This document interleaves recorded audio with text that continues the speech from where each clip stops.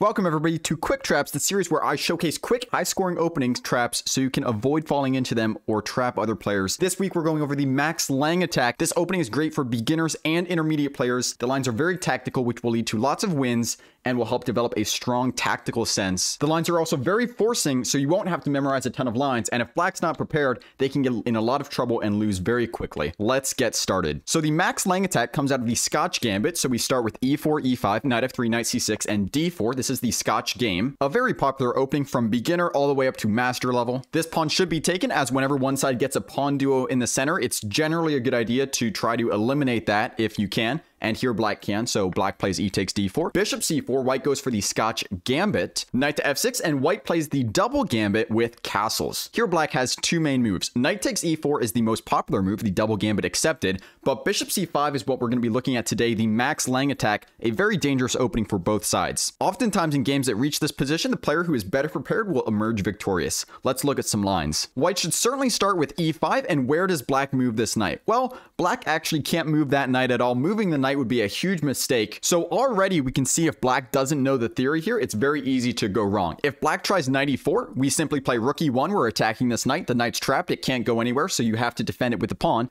And just an example line could go something like this. d5, e takes d6, bishop f5. The knight must be protected again. D takes c7, queen takes c7. Black now has this isolated pawn, which will be a target later. But that's not the worst of black's problems, because this knight is still pinned to their king. Knight bd2, protected again with queen e7. We simply take that. Knight takes e4, bishop takes e4, bishop g5.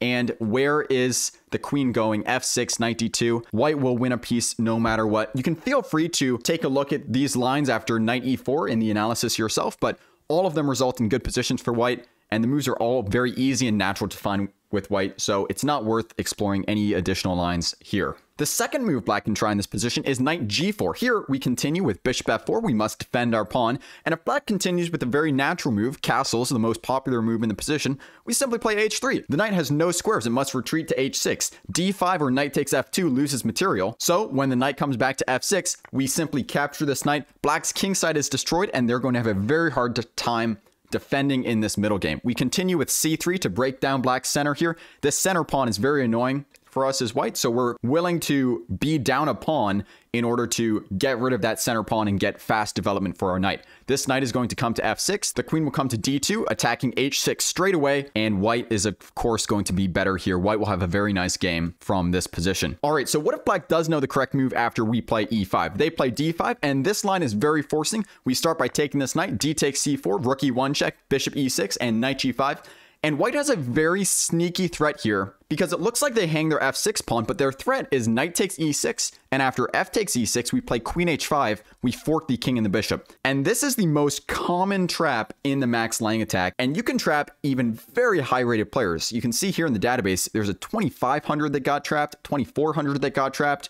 So even very strong players will fall for this trap. You cannot play any of these red highlighted moves. Queen d7, queen takes f6, g takes f6. It's all the same. We simply capture this bishop and then we fork the king and the bishop. Here, if black continues with g6, we take the bishop first. And now, if black castles queenside, we might even be able to pick up more material with bishop g5, skewering the queen to the rook now. And black can actually escape this skewer with queen to f8. However, queen to f8 is a very tricky move to see, as evidenced by the fact that it's the third most commonly played move here, even though it's the best move in the position. So if black castles queenside, you have a very good chance to pick up even more material. Queen f5, the most common move. Queen takes f5, e takes f5, and white will be up a full rook for 2 pawns. This should be a pretty easy win for white.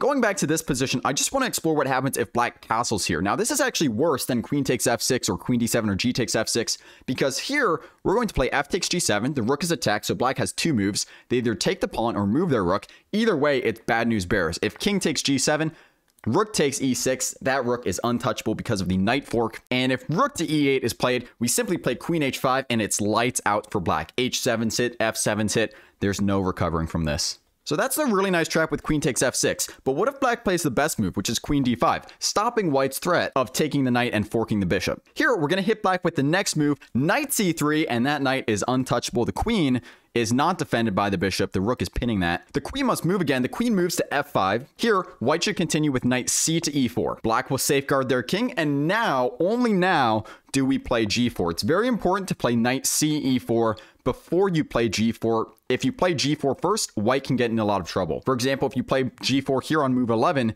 g4, queen g6. Now if you try knight ce4, there's simply bishop b6. White's king will never be safe, and black has no problems here. But after g4, the queen must move again. Queen also must stay tied to the bishop, so she's really only got 2 spots, e5 or d5. Now, if you've never seen the position before, you might think that e5 is a little sus because you're lined up with this rook here. But in fact, queen to e5 is the best move, and queen to d5 loses the game straight away after f takes g7, rook hg8, knight f6, it's a fork.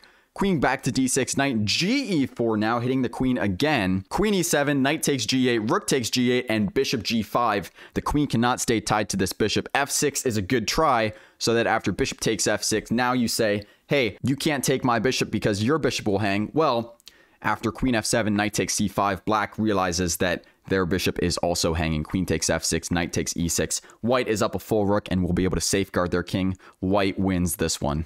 So queen d5 is not playable here. Black has to play queen e5. So after the queen moves to e5, we're going to hit the queen again with knight to f3. Queen d5, we're going to take this pawn on g7, now hitting the rook. Rook hg8, knight f6, getting the fork on the queen and the rook. And after queen d6, we actually don't take the rook. You might ask yourself in this position, why not just take the rook and be up the exchange? Well, black's attack is unfortunately just too strong. If you play knight takes g8 here, white's trading one of their best pieces, and black just gets the free reload with rook takes g8. White's king safety, center, and development are all super bad. White's king is never going to be safe for the rest of the game. They don't have enough compensation for the exchange, and black is going to be better. So white actually can't take the exchange here. They have to come back knight to e4. And there's one last trap where if black plays queen to e7, they fall into this skewer.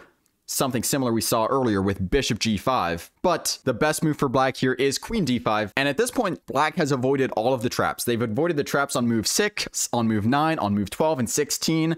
And everywhere in between, they've passed the test. And the best white has here is actually a draw by threefold repetition. Knight to f6, queen d6, knight e4, queen d5, and it's a draw by threefold repetition. That being said, don't let that scare you away from playing this opening. You will rarely ever get this draw by threefold repetition. I've only gotten it a couple times in over 5 years of playing this opening, so it very rarely happens. Much more frequently, you will get your opponent in a trap, or you will deviate sometime before this, so don't worry about it. It's still a very strong opening. And that's it. That's all you need to know about the Max Lange attack. If you study these lines and commit them to memory, you will have a great time crushing black in this opening. Remember to like the video if you enjoyed it. Thank you very much for watching. Take care. I'll see you next time.